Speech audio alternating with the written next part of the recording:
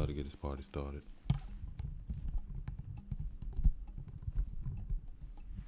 Hope you've been having a fantastic week. It has been pretty good since the last time we met, so looking forward to today's show. Make sure I got everything going. Oh, duh, that is it. Boop boop. All right, we in business. Did I mean to do that? No, I did not. All right, fantastic. Everything is done, so we can get the show going.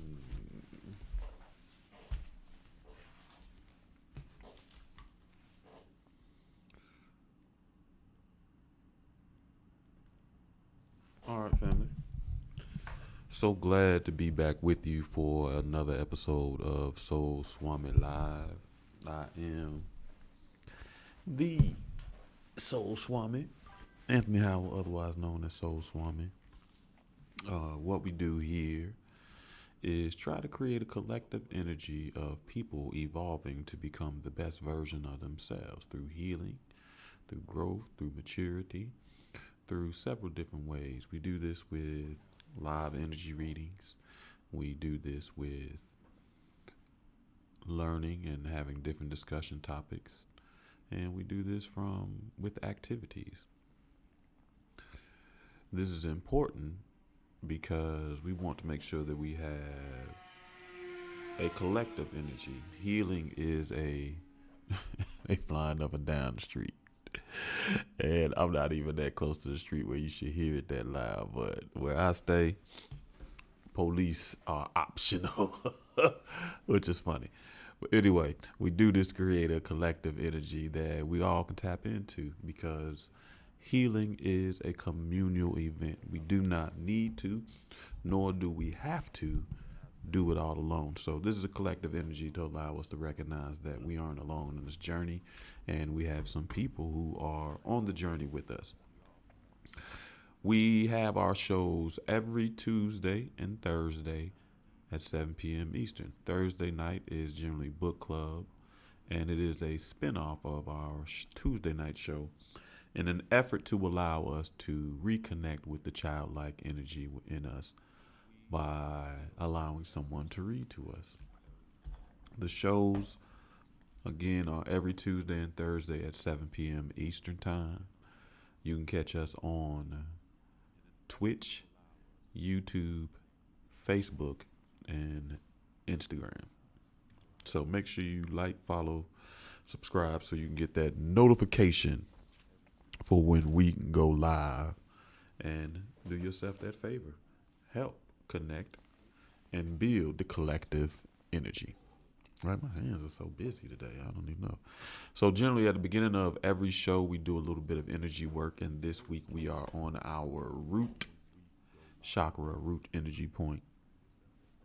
Your root, which depends on who you're talking to, resides in the base of your spine or your feet. I like using the feet as the root because it keeps me planted and stable. So your root energy point is good for your sense of survival, your sense of stability, your safety, your sense of security, and grounding. That is your connectedness to the universe and those around you.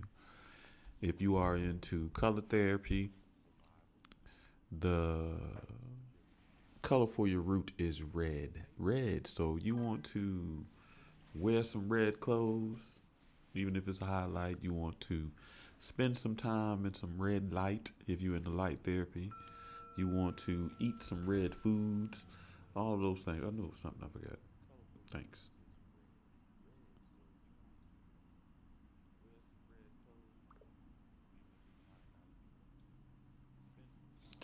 Hold on.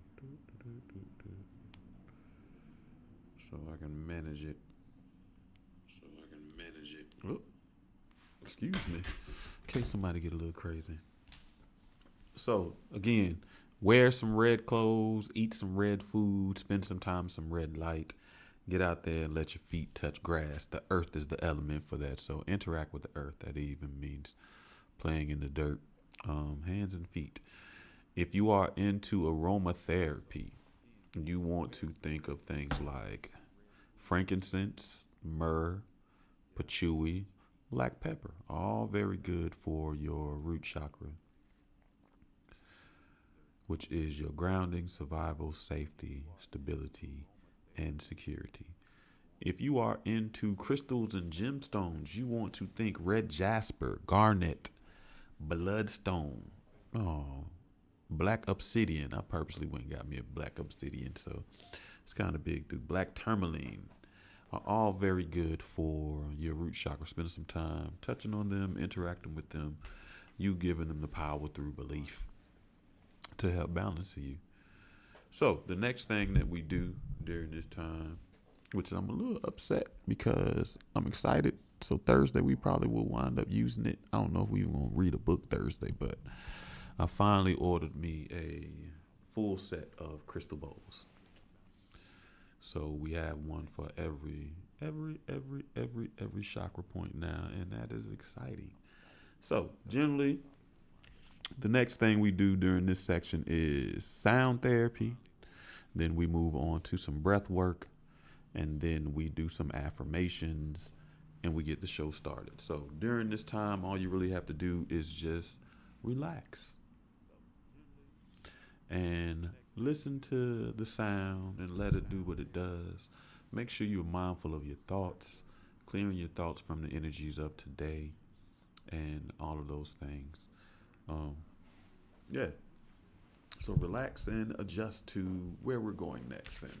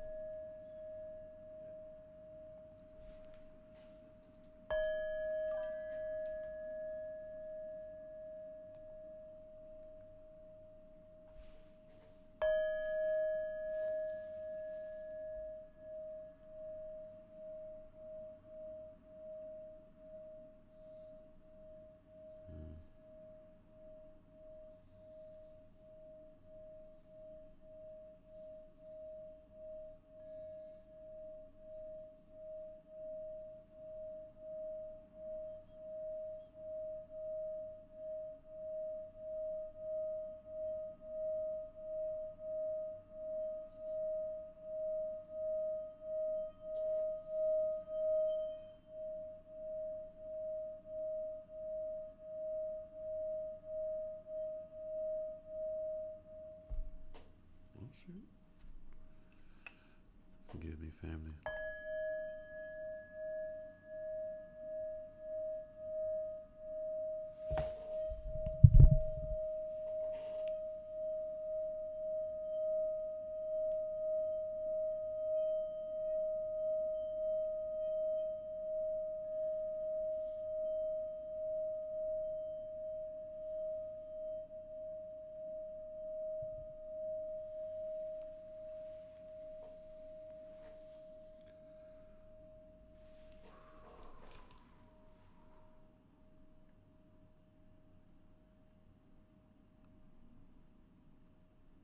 All right. So for our breathing exercise, I think that we are going to try 478. We tried to do that last Thursday, and my spirit wants something different. We wound up doing box breathing.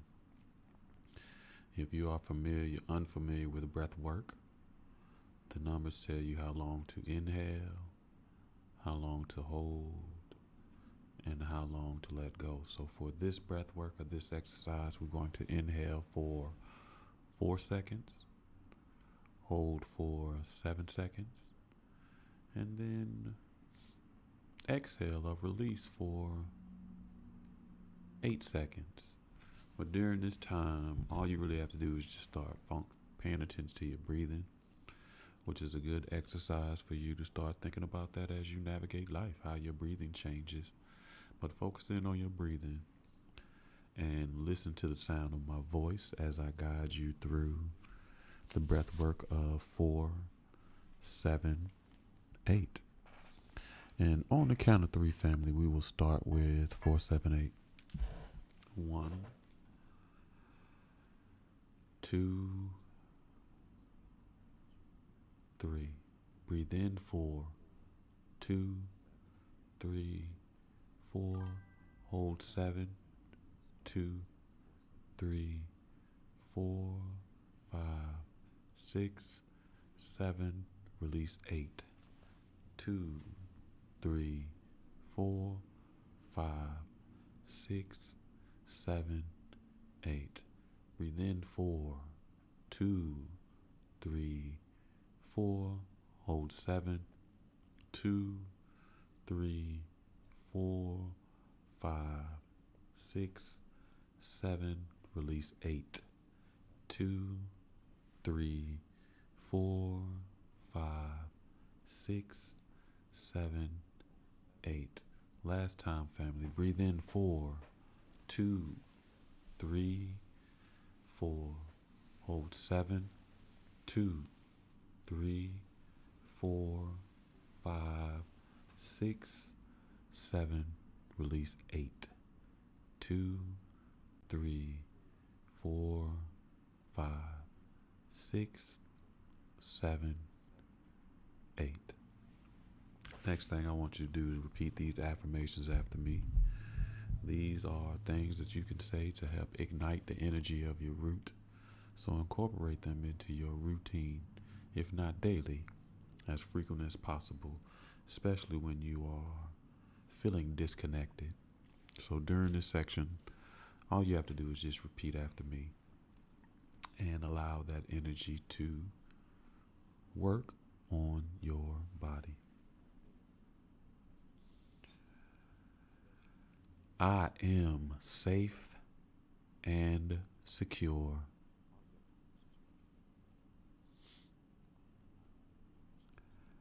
I am grounded and centered. I am self-sufficient.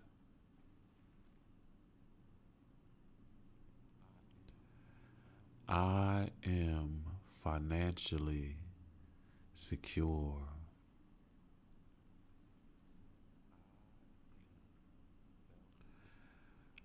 I love being in my body. I love being in my body. I am safe and secure. I am grounded and centered. I am self-sufficient. I am financially secure. And I love being in my body. All right, family. And listen, I promise you, I can sit here most of the day and notifications do not go off. But soon as I press stream, ding, it's just notifications. Notifications. Let me cut that off because we don't want to hear that the whole time we having our show. All right, family. So you know what time this is. It is your weekly reminder that you can purchase, move that out the way, the 7 Spaces of Healing for yourself. It is a good foundational book to help you conceptualize 7 very important spaces that you want to cultivate within yourself. Because remember, all that we're learning is for self first. And then 7 spaces that you want to make sure that you're a part of, because the energy is collective, right? Those spaces are a space for love, a space for healing, a space for solitude, a space for trust, a space for risk without judgment, a space for accountability, and a space for forgiveness. So do yourself a favor, support the channel by purchasing this book, and support yourself by purchasing this book Available now on Amazon.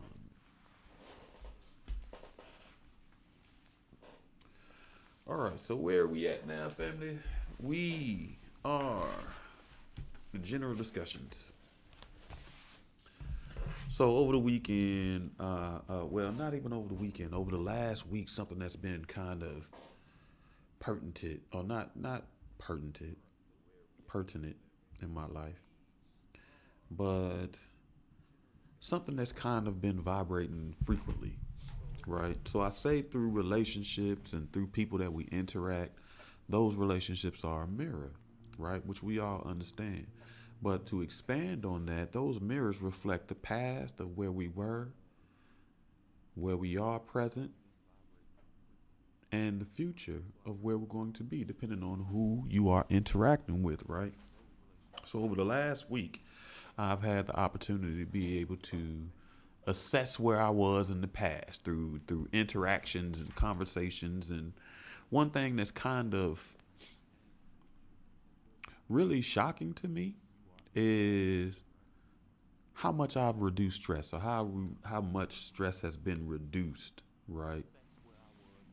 And the funny thing is, when you start reducing things like stress and worry, you focus in on the big things, the most obvious things, right? And you address those first. And then sometimes we forget that once we handle those obvious things, there's still a lot of little pieces, right? So part of this opportunity has allowed me to be able to focus on the little pieces that have compounded to me being less stressful, right? And to the point where I'm kind of curious, well, not even curious, but amazed at the fact of how much I don't even understand how people interact with some of these stressors, right? Even though I was interacting with it, right? Which is wild. So I was having a conversation, and it amazed me because I listen to myself when I'm talking, right? I'm doing some work, having a conversation, and I'm recognizing how much they've normalized stress in their life, or to the point where even if you give them advice about the stress or looking at them another way, it's difficult because stress has become our normal, that we don't even see how we're overstressed, right? And one thing, like, okay, I even got a shirt. One of my Facebook friends and friends from college sent me a shirt that was FB inmate. So I used to engage with a lot of the toxicity on social media, and I was a part of the toxicity. So one of the reasons I had that Facebook inmate shirt is because I lived in Facebook jail. And now I still scroll Facebook, and I see some of the things that I used to engage in, and now I see how I have no interest in those things. And one of the reasons I have no interest in those things is because now I recognize that even though at one point in my life I saw them as fun, or even though at one part of my life I saw it as justice, or even though at one part of my life I saw it as setting the record straight, now where I am, I recognize those things are the small things that wind up stressing us out. And I was thankful because it allowed me to be in a space of gratitude for growth and evolution, and why we are all here to become the best versions of ourselves and see how we are on that path. So for me, it was fantastic to be able to recognize how much I've grown. And also, it sharpens my focus to be able to recognize some of the other small ways that I stress myself out and have normalized it, or even gone as far as to mislabel it as fun. Right? Also, something else that's kind of been resonating or reverberating through my life is this idea of transferability. Right? And The first way that it wound up really showing up is over the weekend. I wound up going to a adults date, which is funny. I've been doing a lot of adult activities at kid places, right? They have an adult night here or adult night there. So I joined some friends and family and going on the Carowinds for adult day at Carowinds. And wound up having a conversation with one of the people that was there, right? And in this conversation, I recognized, I listened to myself and I heard myself say several times that when it comes to my gift, I don't know how to turn it off. I don't turn it off. I don't turn it off. There is no off switch. There is no off switch, right? So I wound up being stuck in this space of functioning in my purpose, but now allowing myself to break to be able to enjoy life and not just be stuck in my purpose. So I'm stuck ministering in this space because I recognize or I profess that I do not have an on-off switch, right?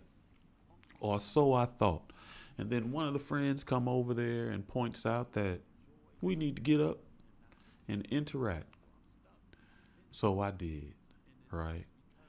And in this conversation of saying that I have no on-off switch, I recognize that that's not the truth.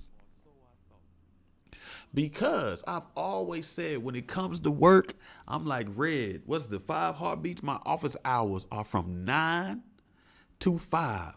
I worked hard to get to a space where I can have safe boundaries that when I'm off work, I'm not thinking about work. I'm not talking about work, right?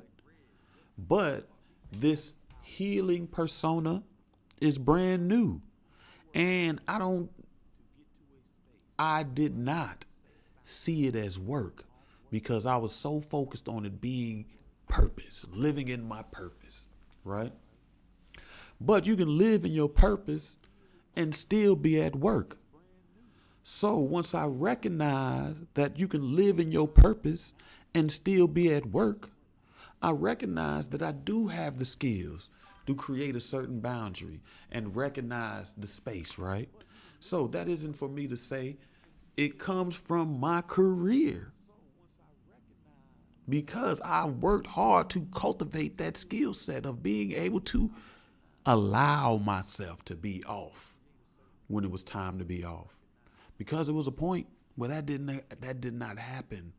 You could email me at 2:00 in the morning and I'd mess around and respond because I didn't allow myself to be off. So I know that I have that skills. And all I have to do is acknowledge and admit that I have these skills and transfer them into the other identities and lives that I live. So that is to say that when the opportunity comes for me to heal and live my purpose or have these conversations, I'm going to do that. But while doing that, I'm going to remain aware and allow myself the opportunity to have a break. Because I do have the skills to draw that boundary. Transferability. The next thing that kind of resonated with me over the last week since we were together is specifically when we got Monday night. I have a men's group meeting, right? I talk about it all the time because it's been very supportive, right? We create an environment that's supportive. I talk about that. I help to create, but I also recognize I need that for myself. So the men's group is part of it, right? And it's funny because one of the discussions I've been having over the last week is around the cost of freedom. And it's not even over the last week, just over the last couple of months. And it's come to a culmination here. So I remember I had a conversation with a friend I hadn't seen in a while.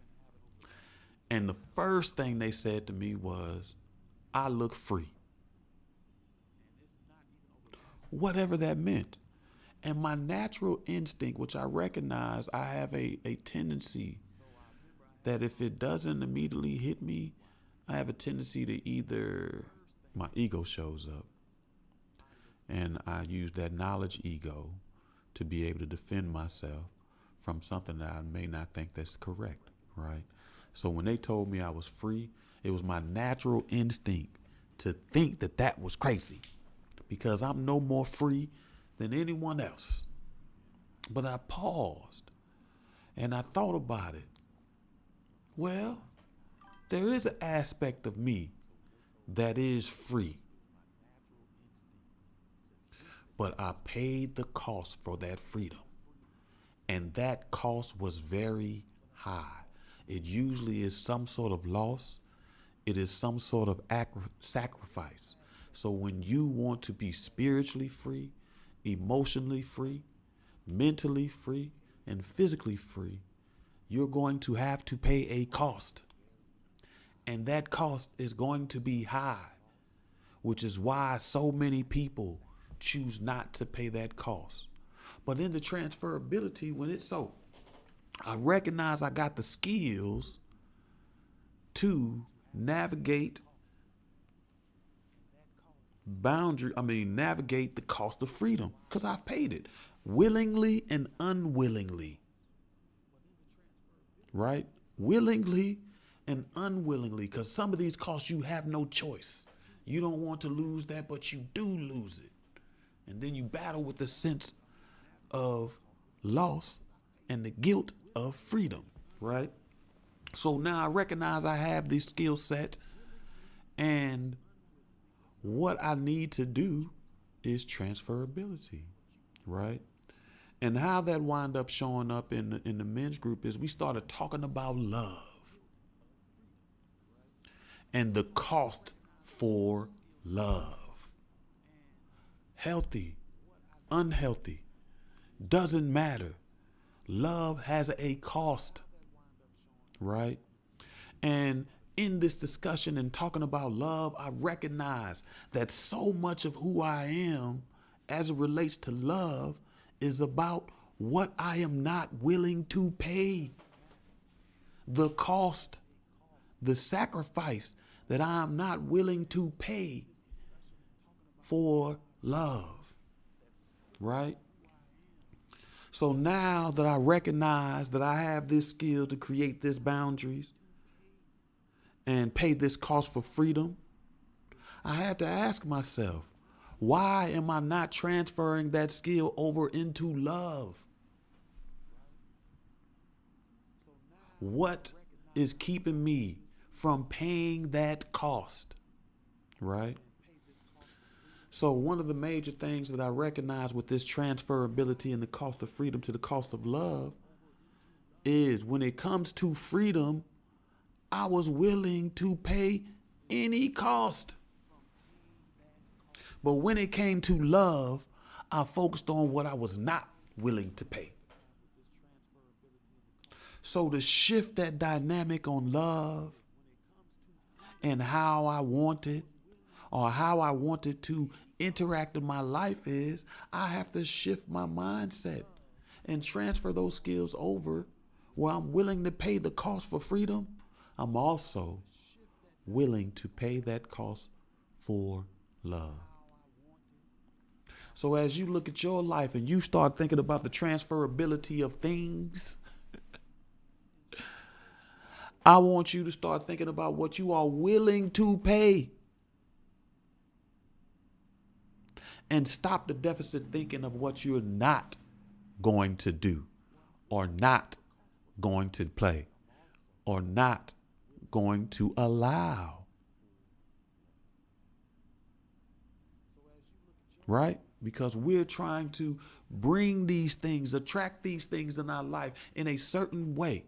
We can't focus on the negative. I can't think negative. I can't think negative about women and expect a healthy relationship with them.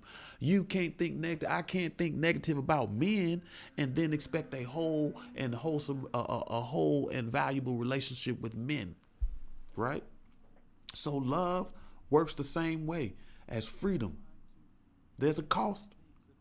And if you want it, you got to be willing to pay. So the last thing that kind of resonated with me over the last week since we were together, family, is around timelines jumping. So I was at this event and I'm just out here having conversations and sharing stories. And I noticed, well, I say something, and I bring up a past experience. And someone replies, that ain't exist before now. And I brushed it off. Like whatever. Then I wind up telling another story and they say it again. Nothing exists before now. And now I'm not brushing it off, but I'm not giving it my attention yet either. So it's starting to sink in. Third story I go to tell, they say it one more time. And this time it stuck to me, right? Because earlier in that day I was having a conversation, and all the time I have this discussion about jumping timelines where we are no longer the person we was. We don't live in the place that we did. All those things. As we change and evolve, we start a new timeline where we bring that idea of time travel down to earth. Not something magical and mystical, but as something that we do every time we make a change, right? So in recognizing that I'm on a very new timeline, I was able to see by them pointing out how often I and we bring things from the old self into our new timeline. It's almost akin to that one bad apple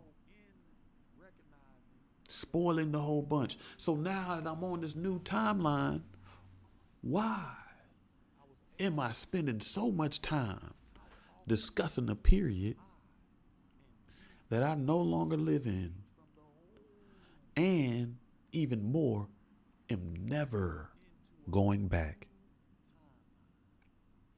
So all that to say is, as you shift and change and go to a new space and you become a new person, be mindful of what you bring to this new timeline. We talked about identity and letting it go, and it's more about integration. So as you move forward to this new timeline, be mindful of what you integrate and what you bring along. Do not bring the thoughts, the memories, the examples of a old time that no longer exists. And one of the things, if you find yourself doing that, I would suggest that you take a pause and allow space for grief, because grief is one of the things we struggle to let go. And when we switch from who we were to who we are, we will grieve who we were. That is one of the cost of freedom and one of the costs for love. All right, family, let's get this party started. Last week, what we talk about? Hey, my package is 10 stops away. So if we are still on this live, which I anticipate we will be, because I get talking, and what used to be an hour show is no longer an hour.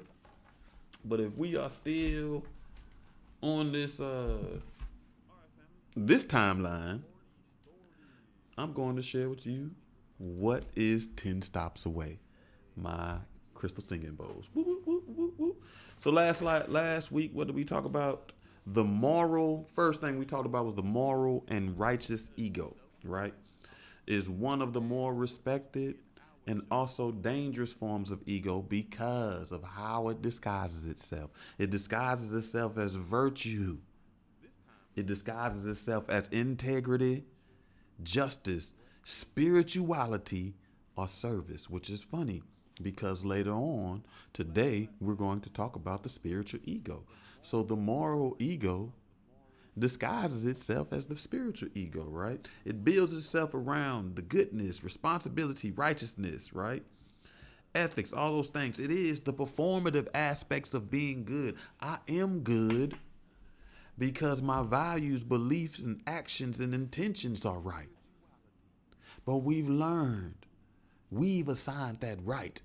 And what is right for us may not be right for someone else, right? So the moral ego does not allow the possibilities for something else to be right for someone else, right? So the whole core need around that is I need to be good, right? We also talked about the primary functions of it, which are to create a moral identity and saying things like instead of I value honesty, it becomes I am an honest person, right? We also discussed how it forms through family messaging, through religious messaging, social reinforcement, and children learn. I receive value when I am good.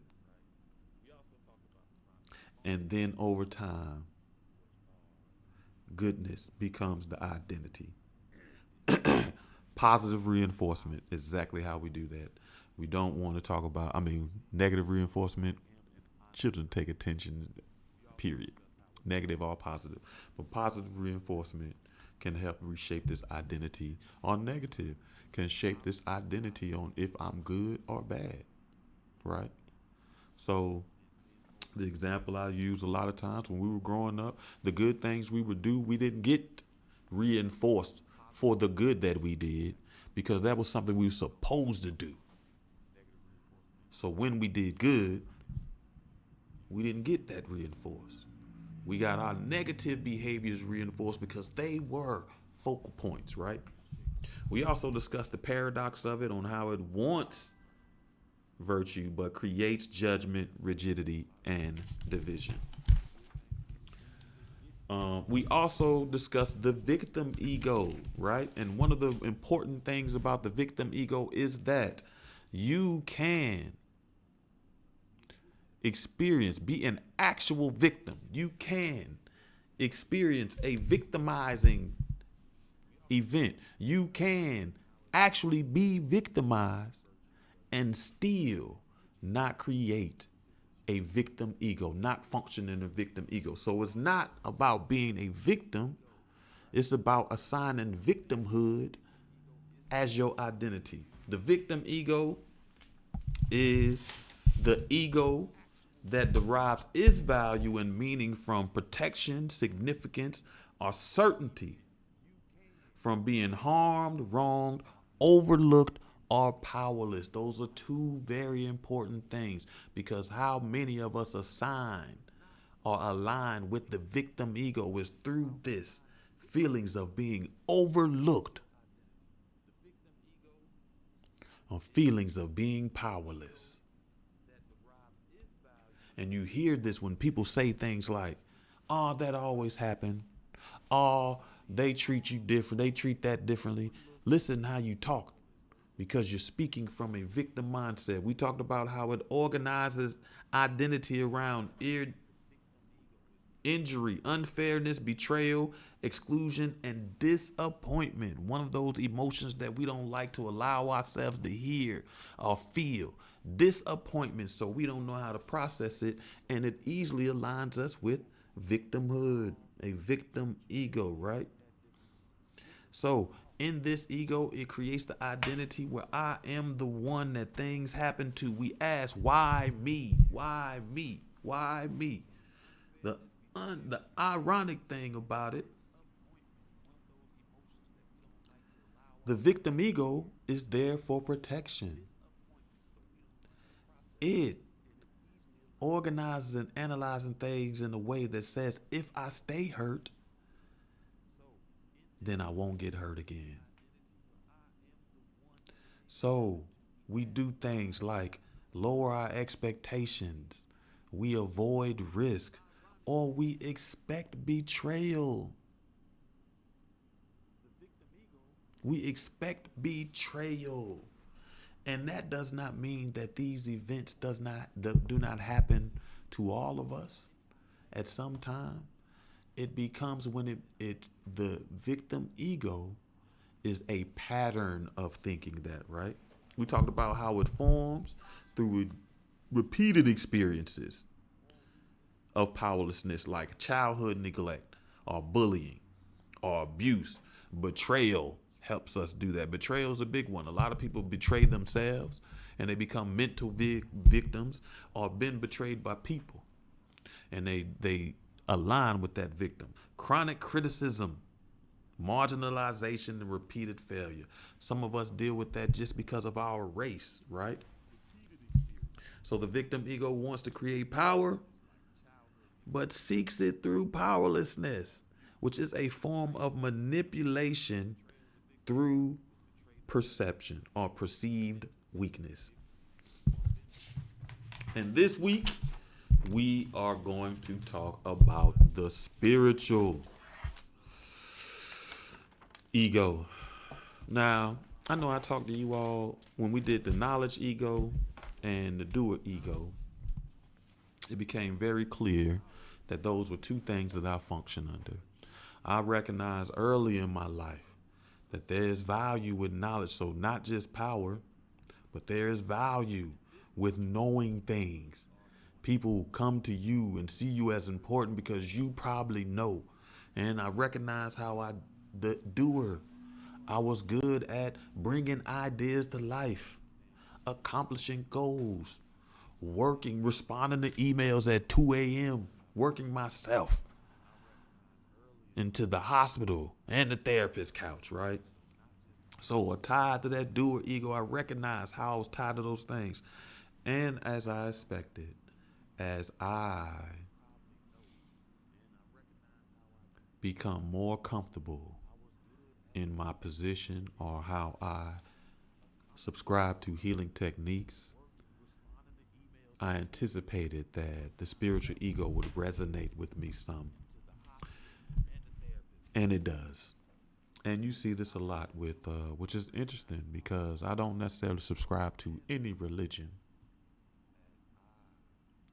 But I still am a human, so I'm open to some of the downfalls that come with religion. Spirituality, I have those things. Whatever you subscribe to are going to have highs and lows. So what is the spiritual ego? The spiritual ego is an identity built around spiritual knowledge, spiritual experiences, personal growth, healing, awakening, enlightenment, and or consciousness. Tell me that didn't just describe pretty much everything that we do here. We are healing. We are growing. We are becoming more conscious. So us on this path together can be at the mercy of the spiritual ego if we don't recognize that and do not learn to manage it, because you cannot get rid of it. It is a part of your practice. So we don't want to get rid of it. We want to make sure that we function within it in a healthy way, right? So the spiritual ego uses growth to strengthen itself, and the identity becomes things like, I am a spiritual person. They become declarations. This is one of the reasons why we're going to talk about declaration night, where we declare over our lives, I am, I can, and several other declarations, because spiritual ego uses growth to strengthen its identity and becomes, I am a spiritual person, or I am more aware than I used to be. We don't even have to compare ourselves to other. Spiritual ego does self-comparison. right?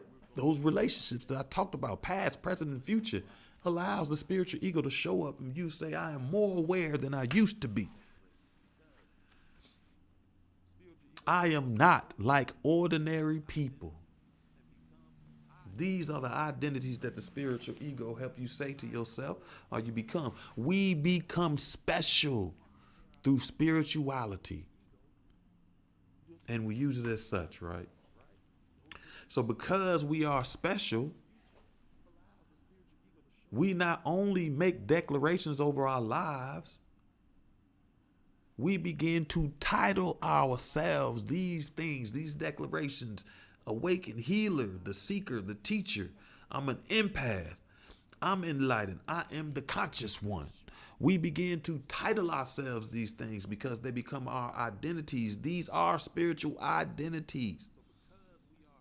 And sometimes we want more of some and less of the others.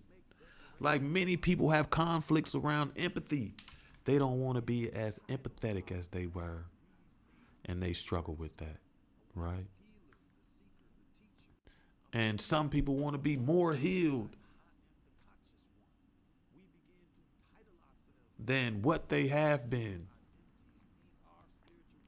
Excuse me, family. A little thirsty. My doorbell ring. We own it.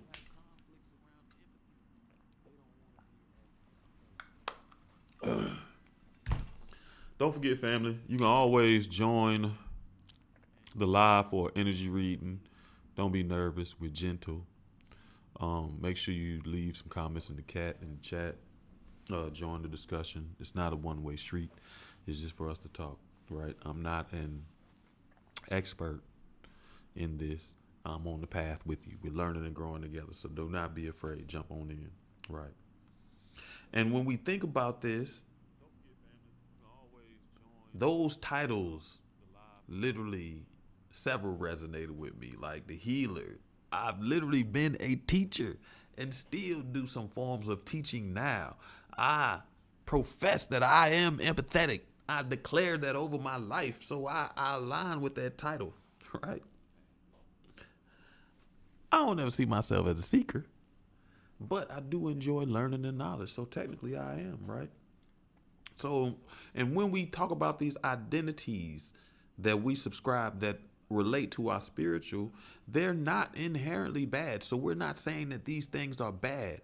We're talking about accountability versus responsibility. We need to be able to account for what's at play. How does the spiritual ego function so that we'll know when it shows up in our lives? So they're not bad. The problems arise around attachment. And the perfect example of that is the story I talked about earlier. When I was professing, I had no cutoff switch. I was attached to this identity of the healer, right? To the point that I didn't even allow myself to function in other identities when the healer showed up. When the healer shows up, you can count me out. All the fun gone, all the everything gone. I'm just a healer. And I promise you, I've done that everywhere. Dead serious. I've been at the gentleman's club out there laying hands and changing lives. I've talked about it, how my homeboy tries to ban me from going because every time I go, I save a soul. I talk to somebody. I see them and I speak life into them. You'd be amazed how often you can change someone's world by being someone that believes in them, right? So I do that. My problem is with the attachment, spiritual ego. The titles are not bad. Our attachment to these titles can cause the difficulty, right?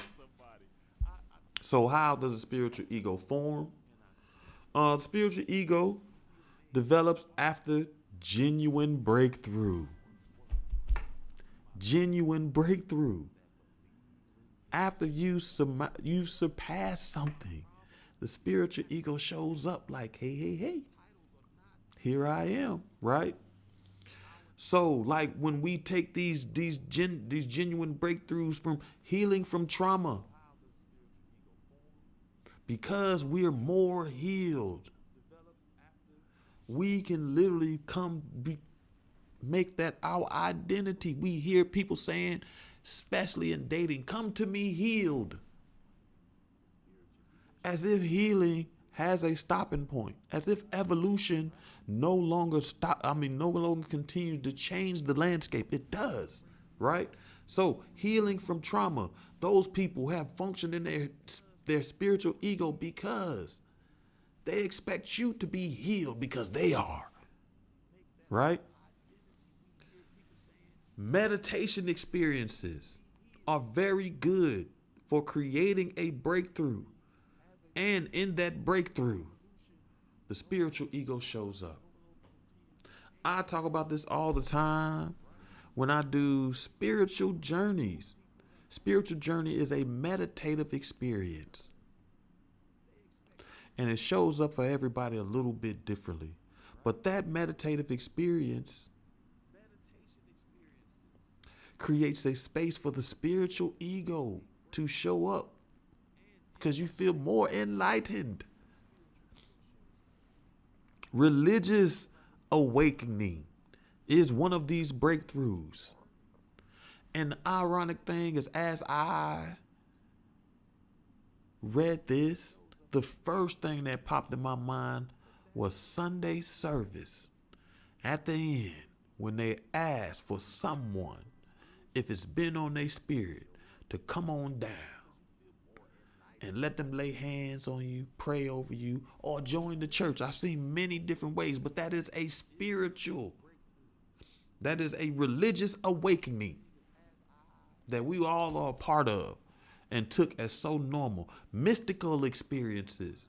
The one I've shared with you, listen, one of the reasons I was comfortable with going to South Carolina for healing on the water, wellness on the water, is because I already knew how powerful South Carolina was, right?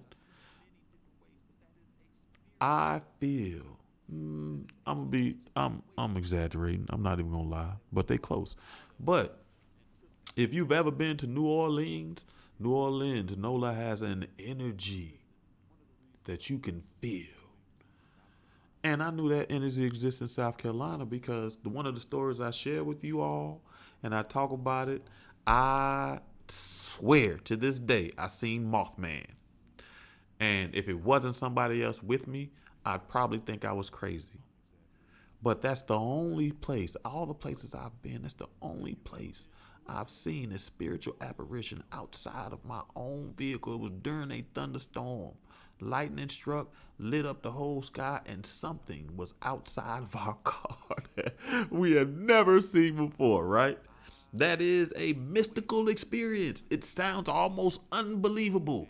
Or when those people say things like, I was abducted by aliens, that's a mystical experience. It sounds almost unbelievable. Personal transformation. Again, I am a great example of this. As a matter of fact, my Facebook becomes the journal of my personal transformation. And specifically as an adult, because initially I was Master Anthony, De Suavnificent. Facebook took that page. I was so wild on that page. Facebook was like, brother, you can't even have it anymore. So then I made up this another person, which was Ross Rothschild. So then I became this guy, and I justified why I was not living as my authentic self. Not living in my healthy ego where I am the same person.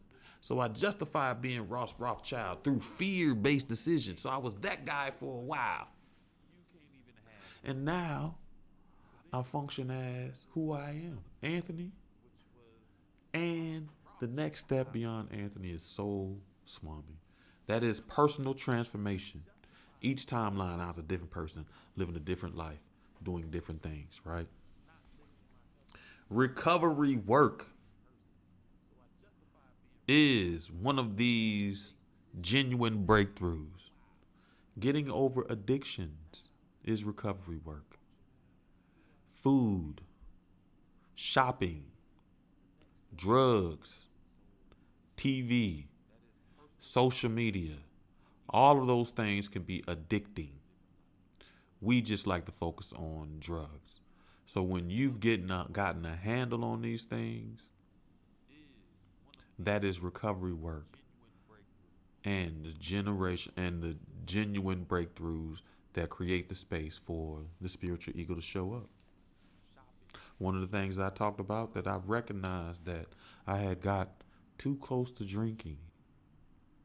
During COVID, I started drinking every day. Like many of us, they said alcoholism rose during COVID. And when COVID was over, I still had the habit of drinking.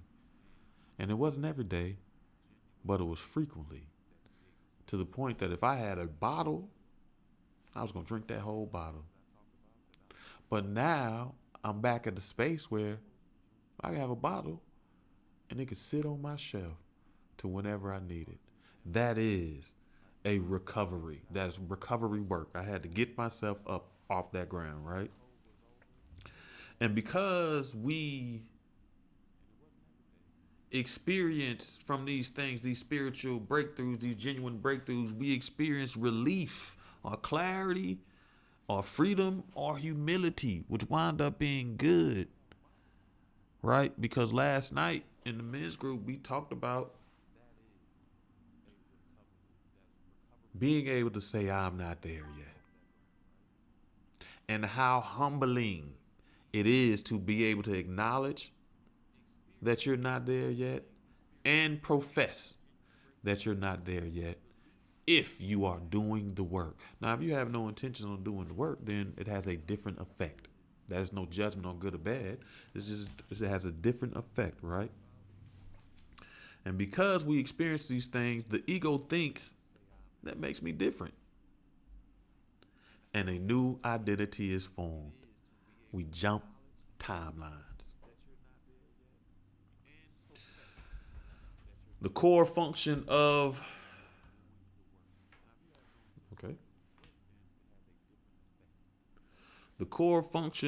I'm sorry, family. I'm checking because we gonna get this. Hey, I'm the next stop, so we gonna get it a little bit. After we finish spirituality, I'm gonna go get it, and we'll get the party started. I get to share with y'all. Core function is to address the question: am I awakened, or how spiritually advanced am I? How spiritually advanced am I? Where am I at? Right. The ironic thing about the spiritual ego is it takes teachings that are designed to reduce ego and turns them into ego identities. All of these breakthroughs are designed for us to reduce the ego, but then they become spiritual ego identities, right? Which is showing us that getting rid of the ego may not be the thing that we need, because the ego serves a purpose. How we navigate the ego can be helpful or detrimental, depending on the context, right? So once it reduces these things that are designed to reduce our ego turns them into identities, and then we become things like, instead of saying I practice meditation, we'll make that our label, our identity. I'm a meditator. Instead of saying things like I have spiritual experiences, we will say I'm spiritually evolved, which are two very different things, right? But that is evidence of the spiritual ego showing up.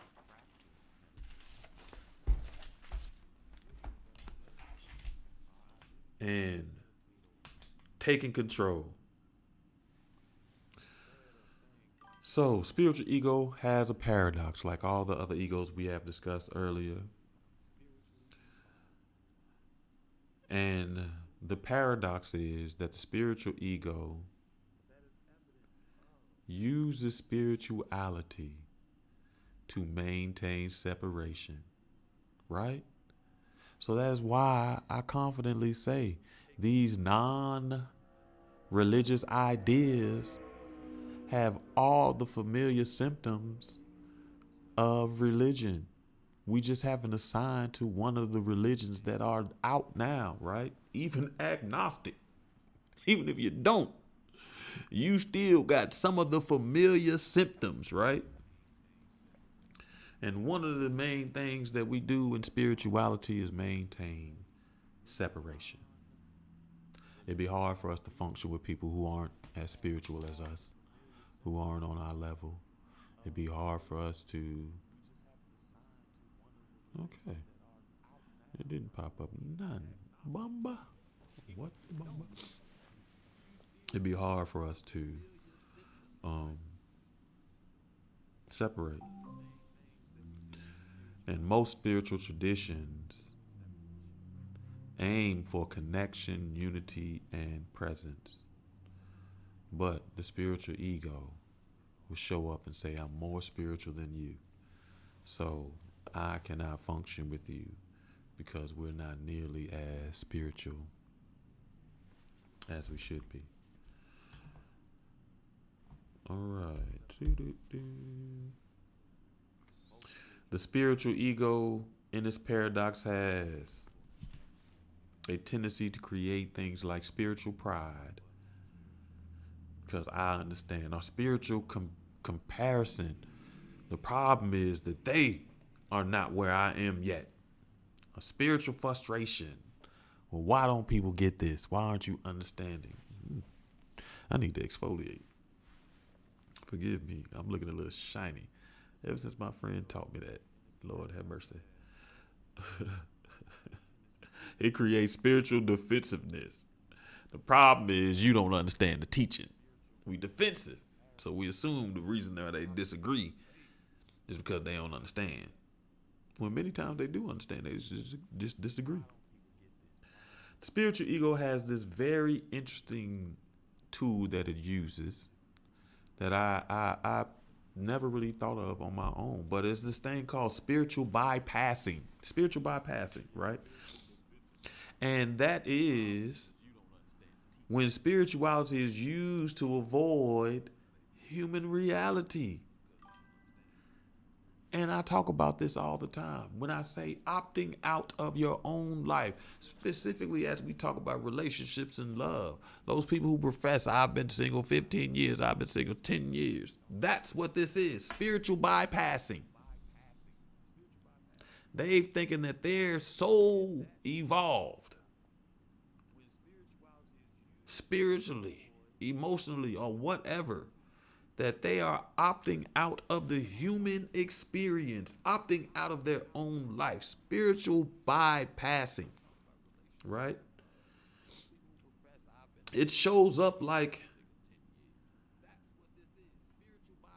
instead of grieving, we take the spiritual high road and say things like, everything happens for a reason, leaving us no space to actually grieve what is happening for this reason.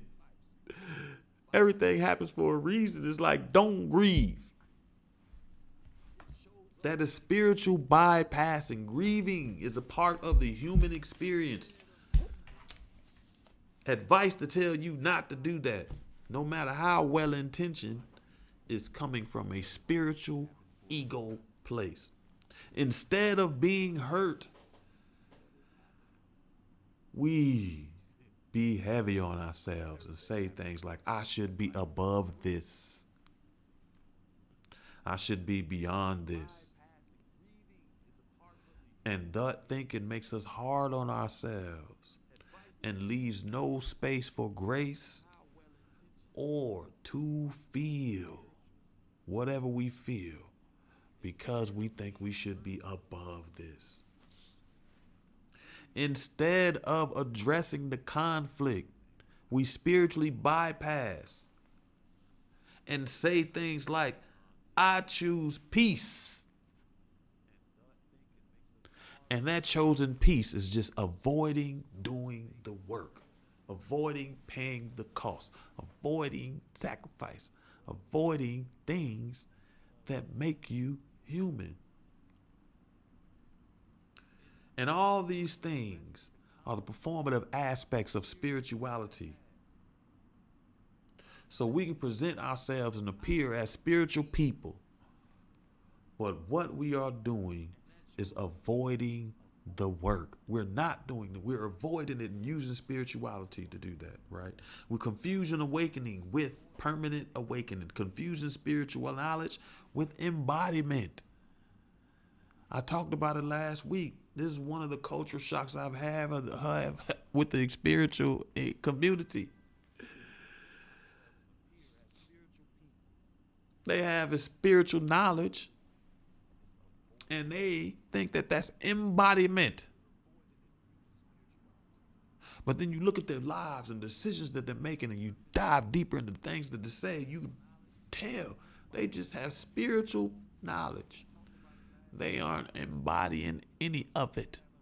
They're not the embodiment of abundance. They're not the embodiment of safety. They're not the embodiment of healthy ego. They just know it to be able to tell you and use it as a tool or a weapon against you. It is knowing. Compassion is not, knowing about compassion is not compassion. Talking about presence is not presence. Understanding surrender. You can even go as far as understanding beyond the knowledge and the wisdom. Understanding surrender is not surrender. It's the application of these concepts which makes them whole. So as I talk about healing and growth and evolution, this is one of the reasons I said to you, I'm not an expert. I'm on the path with you. We are growing and healing together. That is embodiment. I hope to serve as a model. I said this over the weekend. I'm saying it now. I hope that I serve as a model of what it looks like to become the embodiment of the word. I've said this.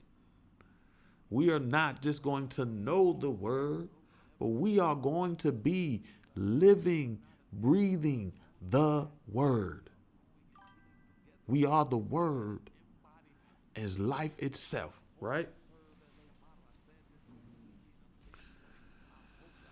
Many times we struggle to see that spiritual ego because just like the moral ego, the spiritual ego disguises itself. It's dressed up as enlightenment. And soon as we think things like I have transcended ego, especially if you're in this process, you'll meet people who have ego releasing ceremonies. Death of ego is so much things around letting go of the ego, losing the ego, right? But as soon as we think that we have transcended the ego, guess who's laughing at us? The spiritual ego.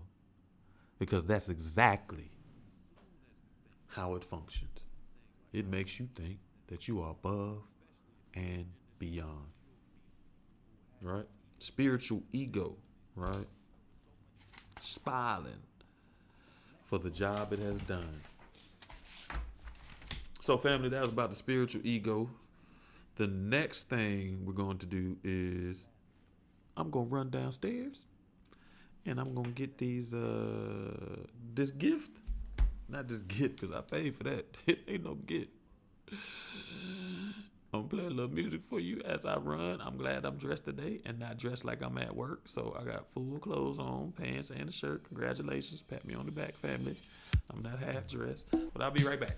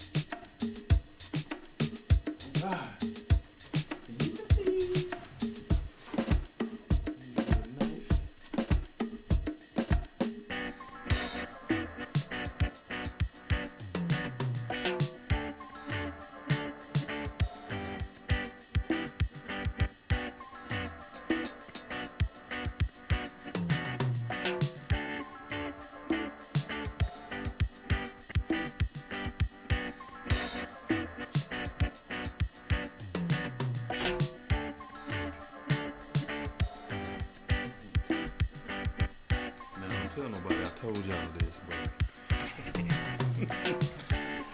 this is a key knife. Let's get them out to my staff, friends, and family. I gave a lot of weapons to the women I worked with. So many weapons that they thought buying me weapons too, which is interesting. But yeah, I get and go everywhere with one of these things, which is funny. Even the place they say don't bring no knives, I got a knife.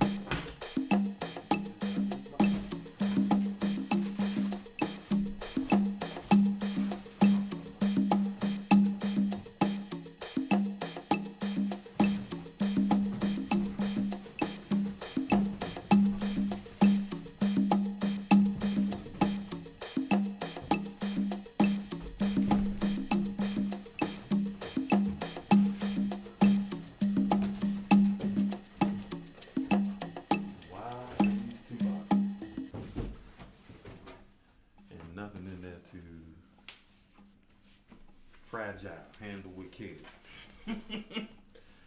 Do you think that's happened? That it was handled with care because it's fragile? Doubt it.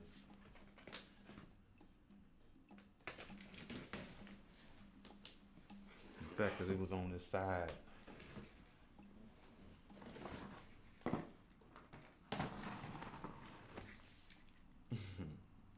They probably use one of these knives to cut the reflecting pool. Bomba! Let me tell you something.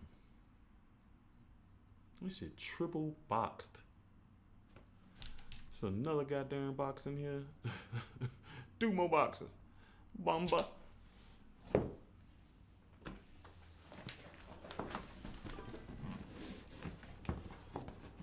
Let's see what's in this one. We almost there, family. Listen.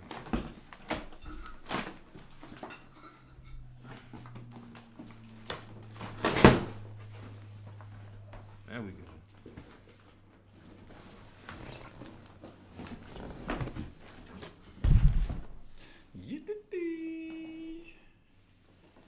Here's one.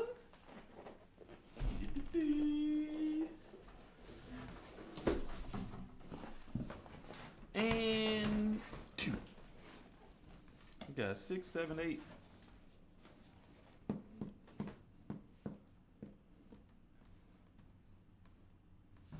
ain't put no what's name. Frosted clear. Wait a minute. That ain't what I ordered.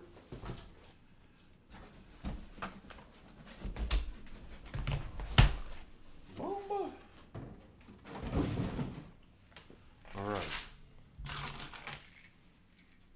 Now we can get to it. What is frosted clear? I don't know. We almost there, family.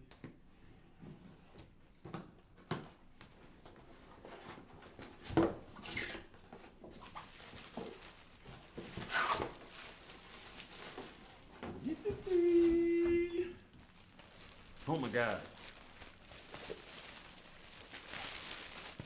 That was a ton of work. Alright. This is a wand. Oh, This is to make it rain. I make it rain. I make it rain. Okay. Let me check and make sure. This is exactly what I ordered. So it comes with a nice little carrying case. Oh my God. Listen. I guess that's why they figure they need anything else in the box, because they come in this padded. Man, goddamn.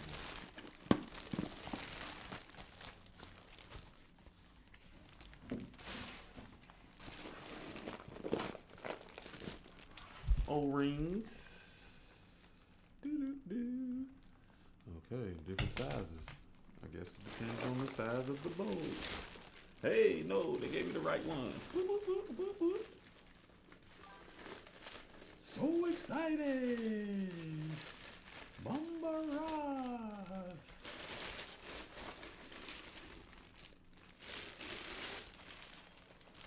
All right. Boom, boom, boom. And that's one. Let's see who we working with here. Bomba. I'm doing too much. That's exactly what's going on. I'm doing way too much. I know that gotta be for you. Let's see what's cracking.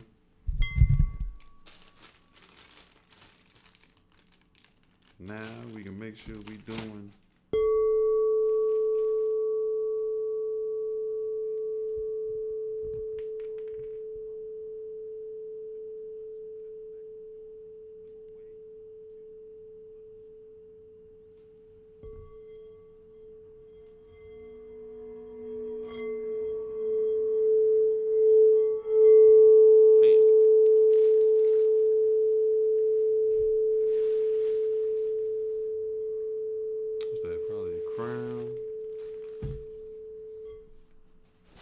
That was pretty good. Now we're gonna see what else we got in here.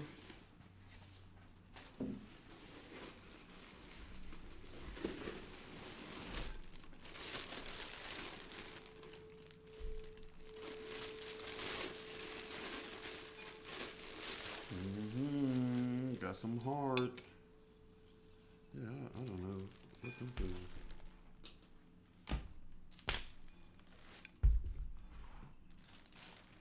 See what we're working with. Wow.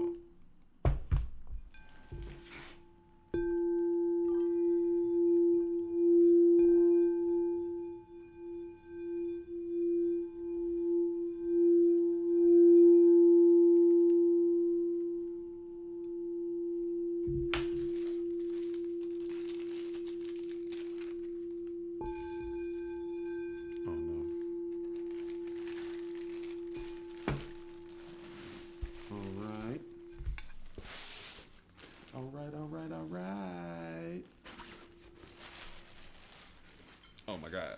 Then we got the Jumbotron sitting down in here. Jesus, it's definitely 12 inches. The Jumbotron.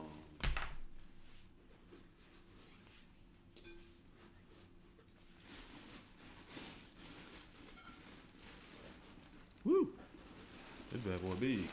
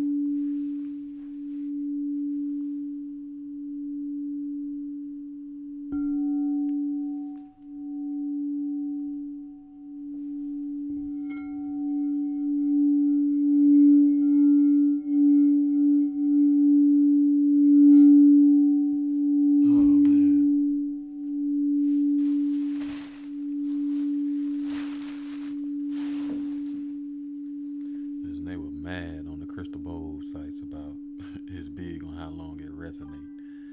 So I've been trying to see how long it resonate. It's doing pretty good. It's still going.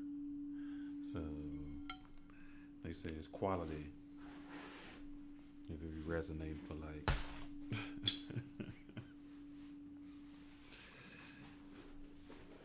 10 seconds. 20, 30 seconds is always good. All right, that's one bag down.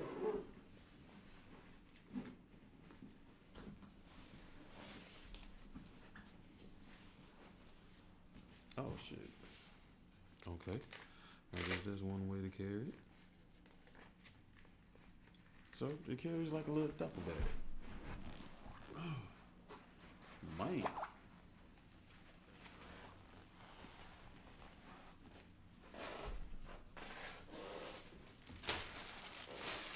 I am happy. I am satisfied.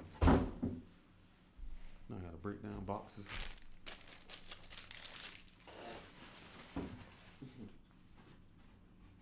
Happy and satisfied. Still found something to complain about. Okay.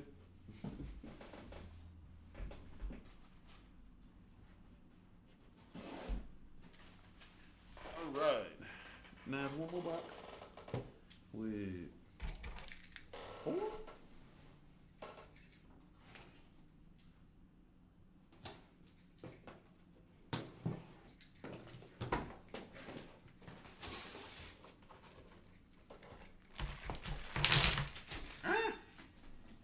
Listen, I gotta remember this is a knife. She will poke me.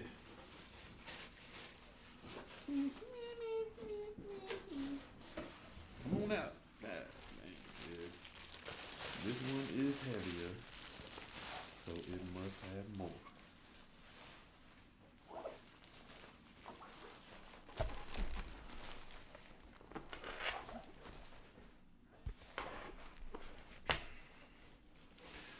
Yeah, what we got going on here?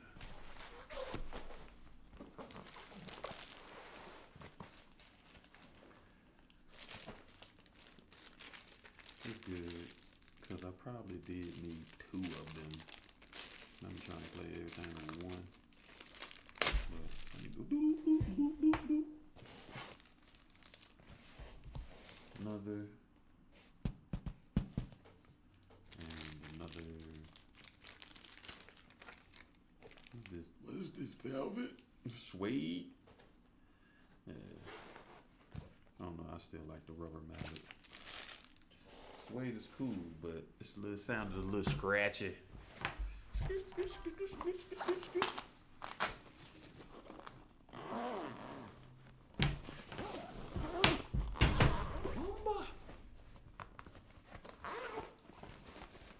see. Next. Oh my God. What are you doing?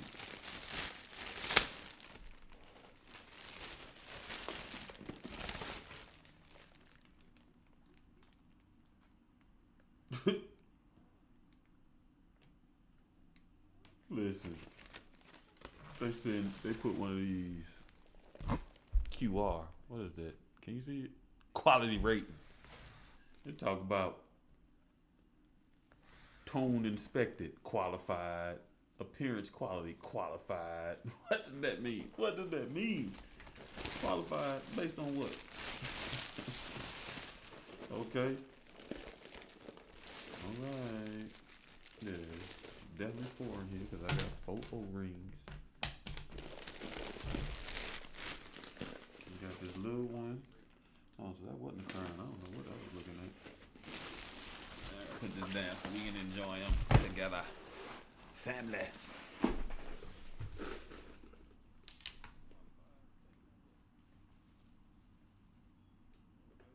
Yeah, I thought I stopped that. Bumba.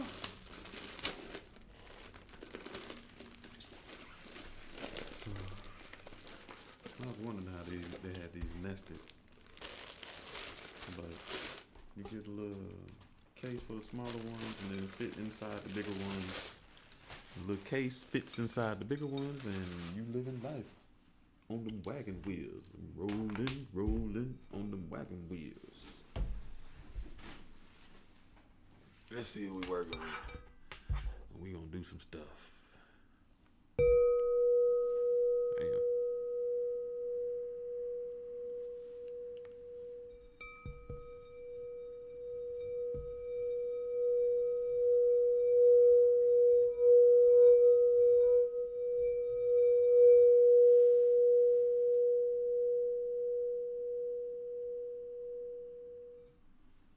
Alright. This crown for sure. Put you in there. Let me see who's cracking.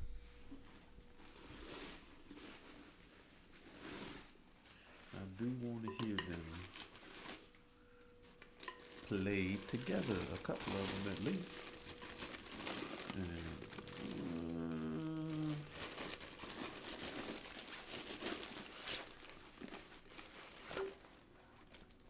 whoop, whoop, whoop.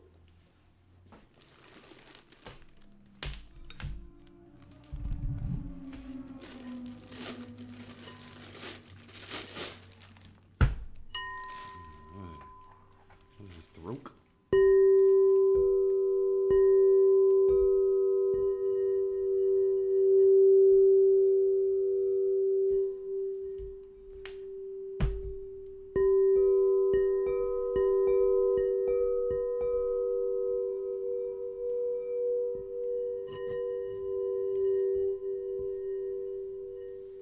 Alright, that's cool.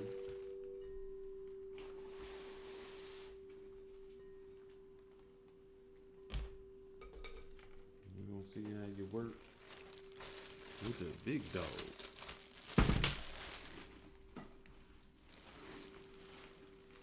Oh shit. Damn. I thought that other one was big, but yeah. That's cause I hadn't gotten to the biggest one. I feel like I sound like Slick Rick when I said the biggest one. Boo doo boo, boo doo boo. Oh, that shit. I do and I don't. I just popped the pill looking down on them boys with chrome wagon wheels. I'm rolling, rolling on them wagon wheels.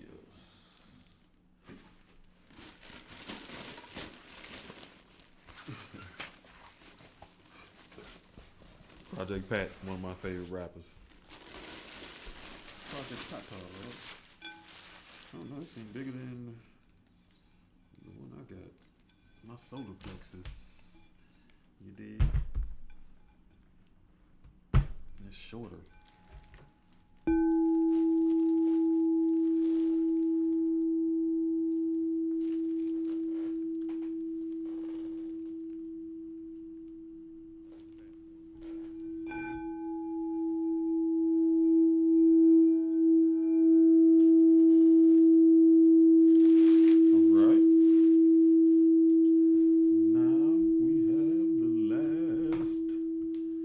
Mohicans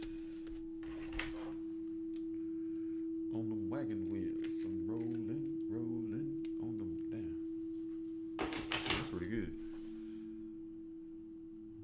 Cause the solar plexus I got now would not still be resonating.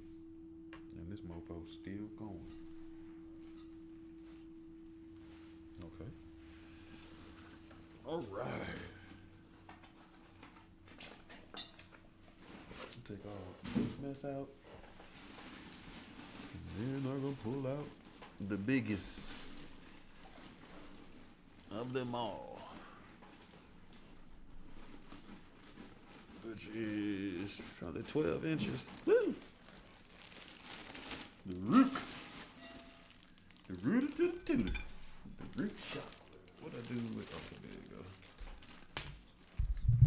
Had it been a snake.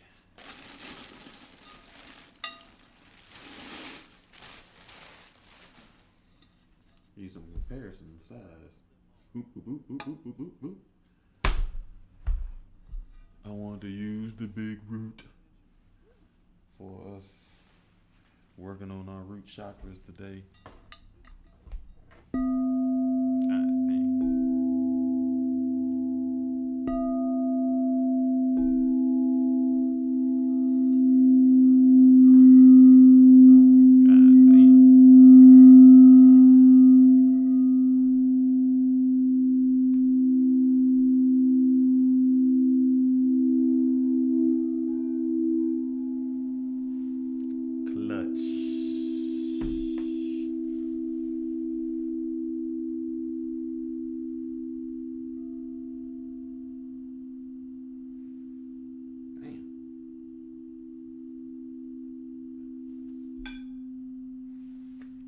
Yo, they are pretty good. I gotta give it to them because it's still going,